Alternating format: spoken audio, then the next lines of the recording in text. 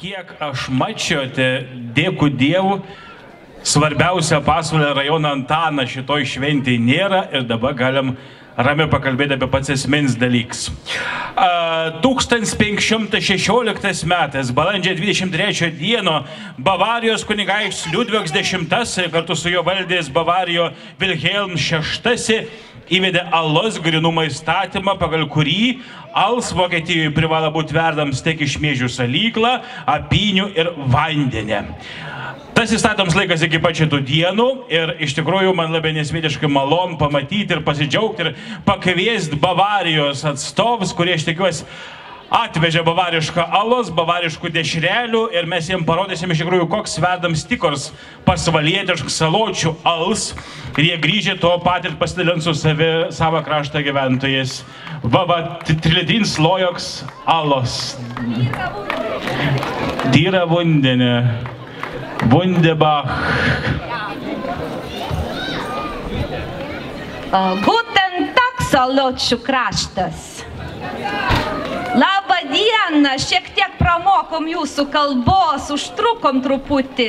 Nuo spalio mėnesio kažkaip užklydom, sienos kirsti negalim, dabar iš vis kažkokia ten labai parduotuvė atsiradus, trukdo pravažiuoti. Tai pasilikom čia, užsukę buvom Manikūnuose, labai geri žmonės gyventi Manikūnuose. Turėti vandens labai gero, tokio nelabai švaraus, rūdo, bet geras vanduo. O čia žiūrim, Antanų šventę švenčiate.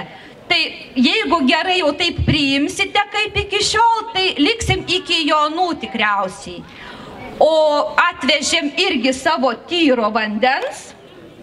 Užsiliko dar, gal nuo spalio mėnesių bus išsilaikęs, nebus truputį pagedęs. O be šitos dovanos mūsų Fräulein Vaidelena švenčia gimtadienį ir atliks dainą.